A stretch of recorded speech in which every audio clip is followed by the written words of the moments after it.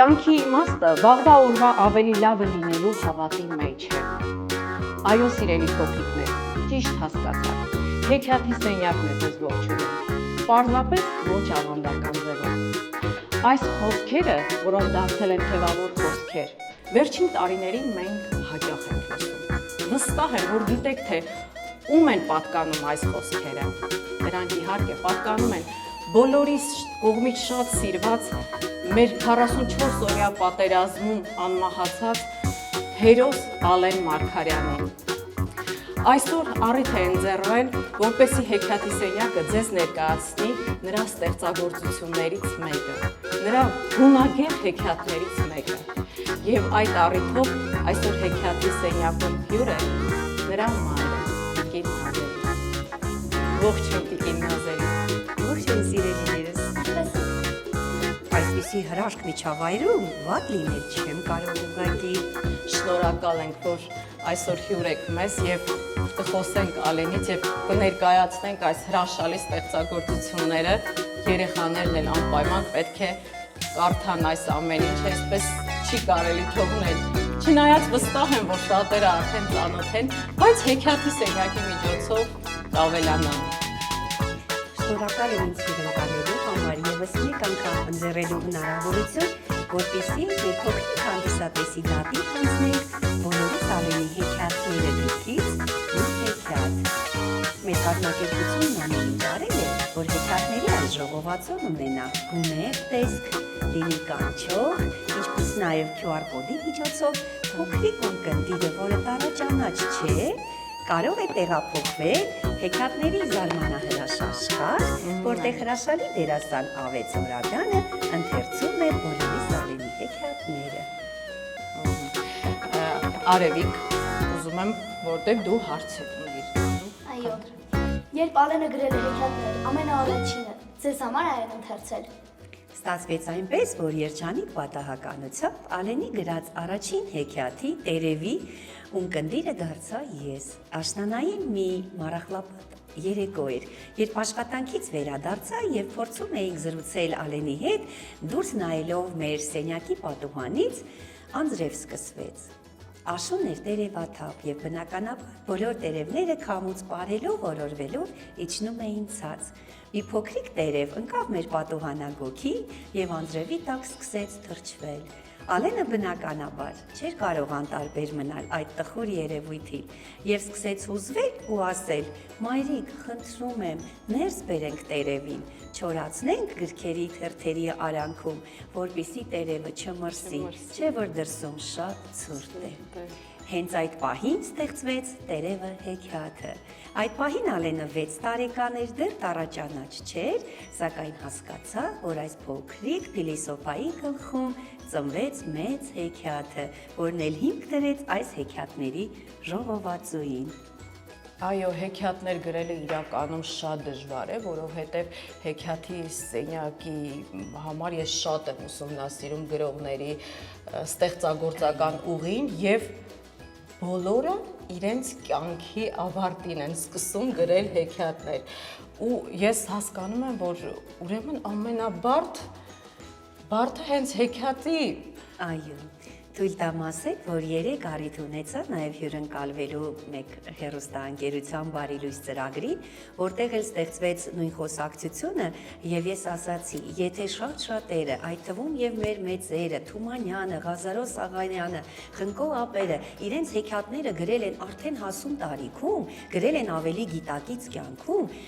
եւ շատ դժվար է հեքիաթ գրել փոքրիկների համար, ապա Ալենի ֆենոմենը հենց նրանում է, որ փոքրերի համար հեքիաթ է գրել 6-ամյա բալիկը, ինչքան պիտի ունենա վառ երևակայություն, պատկերացում գունեղ, որպեսզի կարողանա ստեղծագործել։ Եվ այս հեքիաթների ժողովածուում մանկական, շատ պարզ, անմիջական լեզվով գրված են շատ խոհափիլիսոփայական հեքիաթներ, ուսումնադաստիարակչական, կրթող եւ հպարտությամբ պիտի ասեմ, որ բոլորիս Ալենի հեքիաթները կրթության նախարարի հրամանով համարվում են որպես դասագիրք եւ որպես ուսումնաօժանդակ ձեռնարկ սիրելիներս դասավանդվում են հանրապետության մի շարք դպրոցների տարրական եւ միջին դասարաններում։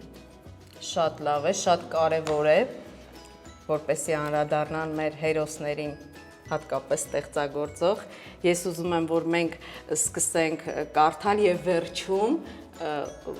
բոլոր հեքիաթներում ես մի գիծ եմ նկատել, խոսենք դրա մասին։ Սիրով։ Եվ ուզում ենք, որ դուք սկսեք։ Շնորհակալ եմ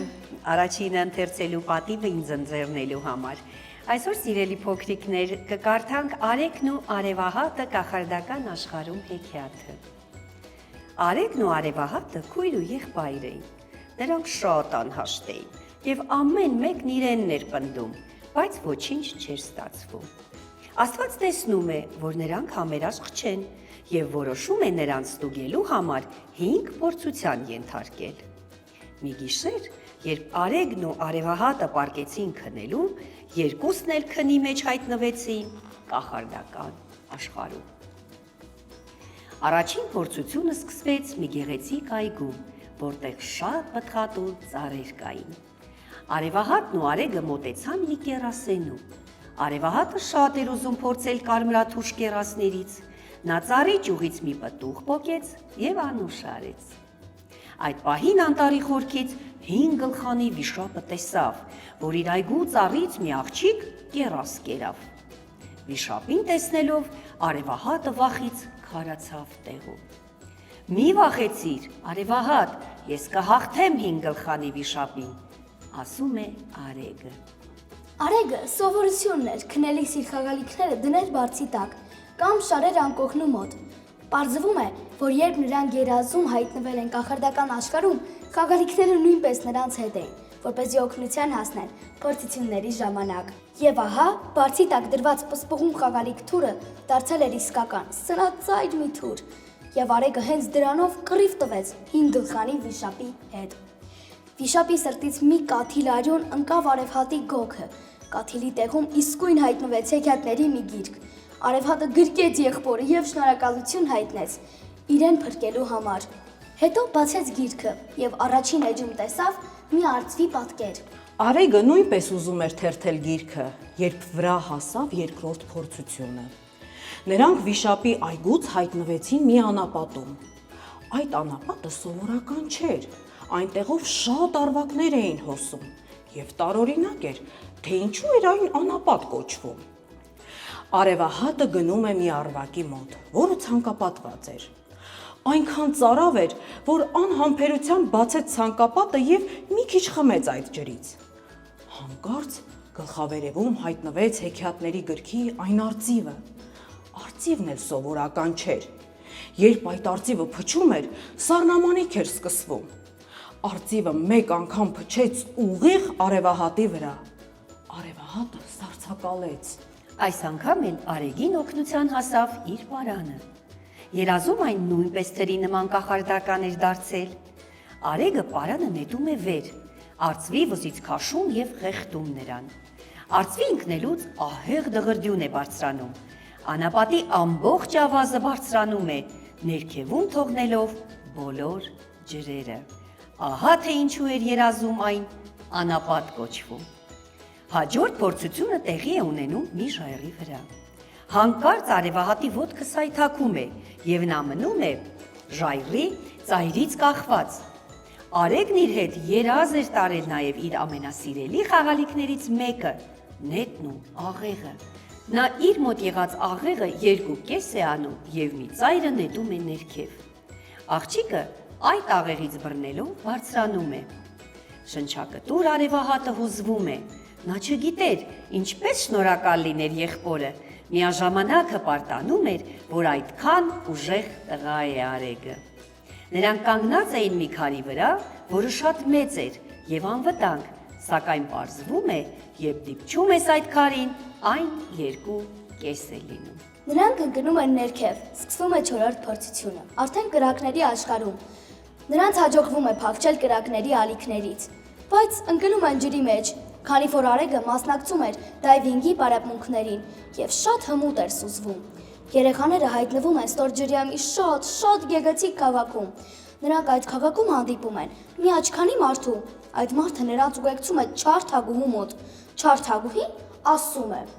«Ես ինչ փորձություն կազմակերպեմ, Արևահատ, միևնույն է, քո եղբայրը կկարողանա փրկել քեզ։ Դրա համար հիմա կմտածեմ, թե ինչպես անեմ, որ այս անգամ էլ Արեգն ունենա քո օգնության կարիքը։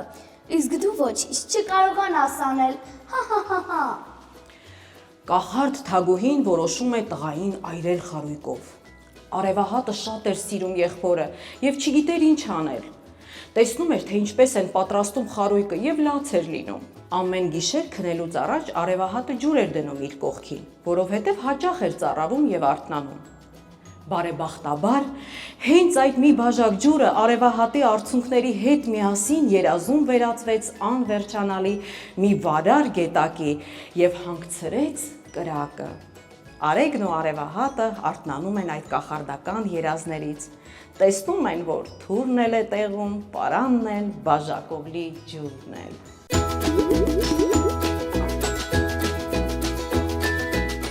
Տիկին Նազելի, մենք ընդհանրապես երեխաների հետ, որ մեզ հյուր են լինում, քննարկում ենք, ասում ենք ինչ հասկացանք, երեխան իր ձևով է հասկանում, մեծերը այլ ձևով, տարբեր ձև են հեքիաթները հասկանում։ Միևնույն ստեղծագործությունները մարդիկ տարբեր են հասկանում։ Ալենի հեքիաթները ես բոլորը ընթերցել եմ եւ բոլոր հեքիաթներում մի գիծ եմ նկատել։ Եթե ընդհանրապես հեքիաթներում հաղթում է բարին, այստեղ բարությունը հենց առաջին տողերից է։ Առաջին տողերից ուզում եմ հասկանալ 6 տարեկան երեխան եւ իհարկե բոլորը չեն որ 6-ում, բայց այնուամենայնիվ այդ տարիքում նրանք ձգտում են միշտ լինել առաջինը, մի քիչ ինքնահավան են լինում պատանեկան տարիքում, բայց իր օգնության գալու, հասնելու այդ ցանկությունը եւ այս գրքում էլ ուղղակի շատ չենք կարող խոսել, բայց բոլոր ընկերներին հասնելու այդ ցանկությունը կուզեմ որ ասեք ինչն էր պատճառ դարձել, որ հենց օգնություն հասնելը սկզբից էր։ Նախ ասեմ, որ դուք իրականում շատ ճիշտ եք նկատել։ Ալենի ֆենոմենը կայանում է նրանում, որ նրա յուրաքանչյուր հեքիաթ, եթե նկատում եք շատ գունեղ ձևավորմամբ, մի ուղերձ, մի մեսիջ ունի դեպի ընթերցողը։ Յուրաքանչյուր հեքիաթի ավարտում ինքնանպայման մի խոհափիլիսոփայական միտք է հղում, կոչ է անում լինել համերաշխ այս պարագայում, գրկում են իրար եւ այդ օրվանից շատ համերաշխ են ապրում։ Նրանք հասկանում են, թե ինչքան թանկ են իրար համար։ Այո, Ալենի ֆենոմենը մի շարք դեպքերում է, այդ թվում եւ նրա անձնազոհությունը, նրա պատրաստակամությունը լինել թույլի, կարիքավորի, չքավորի կողքին, նրա կողքին, ով ունի աջակցության կարիք, սակայն իր բնածին համեստությունը թույլ չի տվել երբևէ այն բարձրաձայնելու, եւ միայն իրենից հետո բազմաթիվ հարյուրավոր իր ուսանողներ, ընկերներ, ծանոթ ու անծանոթ մարդիկ փաստում են այդ մասին, որ ցանկացած առիթով նույնիսկ Ալենը չի սպասել, որ իրեն դիմեն, որպեսզի նա աջակցի, գիտակցելով, որ իր օգնությունը, իր աջակցությունը, թե ֆինանսական, թե ֆիզիկական, կարող է տվյալ պահին օգտակար լինել, Ալենը միշտ հայտնվել է հենց այդ կետում, աջակից, օգնող, մարդասեր, հումանիստ եւ մշտապես քարոզում էր լինել տոլերանտ, լինել հանդուրժող։ Եվ ես մտածեցի, որ ամեն օր գրականություն է լույս տեսնում, մոտիվացնող ինչ-որ գրքեր, բայց ընդհանրապես մի ընկեր եւ դու կարող ես մոտիվացվել, որովհետեւ այստեղ փաստում են ընկերները, իսկապես չենք կարող շատ խոսել Գյումրին, Դիլիջանը, կամրջի վրա վազել, պատարակ գնալ, թեյ խմել, մայրուղում պարել, երգել, ինձ բարի հրավիրելը, մոլորակի տարբեր կետերով, հայրիկի հետ թեյ խմելը ամեն երեկո, մամայի ամրագրումը ժամին, ծիծաղելի դրվագներ էր կան հետաքրքիր։ Շատ գողտրիկ, շատ հումորային, կոչ եմ անում բոլորը ձեռք բերեն, բոլորիս Ալենի գիրքը, ինչպես նաև բոլորիս Ալենի հեքիաթները։ Բոլորիս համար կդառնա ընկեր Ալենը։ ամենից առաջ Ալենը կդառնա ձեր հոգու մասնիկը, կլուսավորի ձեր ճանապարհը եւ ուղին, եւ բացի այդ դուք աջակիցը կլինեք օժանդակության կարիք ունեցող ընտանիքներին, որովհետև գրքերի վաճառքի ողջ հասույթը մեր ընտանիքը տրամադրում է շնորհալի երեխաներին, կրթասեր երեխաներին մշակութասեր, ինչպես նաև տրամադրում ենք կրթամշակութային ծրագրերի կյանքի կոչմանը եւ առավել եւս հատուկ խնամքի կարիք եւ հաշմանդամություն ունեցող երեխաներին։ Դուք եւս կդառնաք բարեգործ։ Շնորհակալություն, կարծում եմ շատ կարևոր ինֆորմացիա է բոլորի համար։ Սիրելի փոքրիկներ, մենք ուզում ենք ձեզ հիշեցնել, որ մեր բոլոր հաղորդումներում Դանելյան Art Studio-ի սաներից ինչ որ մեկը պատկերում է հեքիաթի հերոսներից մեկին։ Այսօր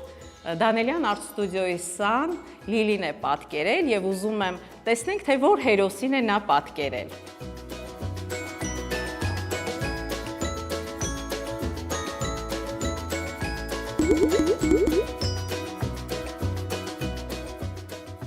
Ալեն Մարգարյան բարեգործական հասարակական կազմակերպությունը երբեք դատարկաձեռն հյուր չի գալիս եւ առիթից օգտվելով ուզում եմ ձեր թույլտվությամբ այս հեքիաթի գիրքը նվիրել շնորհալի մեր Լիլիին, որպեսզի նա ունենա հետագայում եւս հնարավորություն հեքիաթի նոր հերոսներ պատկերելու։ Շնորհավորում եմ Լիլի ջան։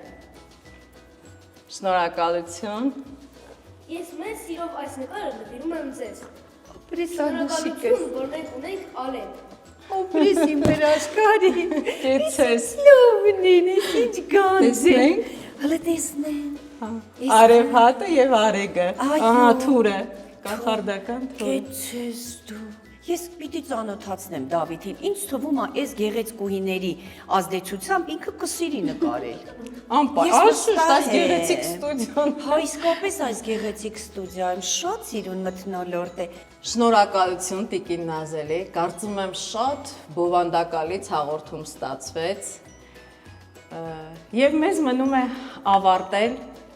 եւս մեկ անգամ շնորհակալություն ասել Կլուբ Կապիտալին, որը աջակցում է հեքիաթի սենյակին եւ իհարկե երեխաներին ասել, որ անպայման հետևեն մեր հաղորդումներին, ոչ մի հաղորդում բաց չթողնեք եւ կարող եք գրել նաեւ ձեր կարծիքներն ու առաջարկները YouTube-ում կամ մեր Instagram-ի էջին։ Եվ ուզում եմ հաղորդումը ավարտել Ալենի այս գեղեցիկ խոսքերով։ Հուսով եմ, որ մի օր բոլորը կհասնեն մտքի այն հասունությանը, որ գիրք նվեր ստանալուց մեր պես ուրախանան։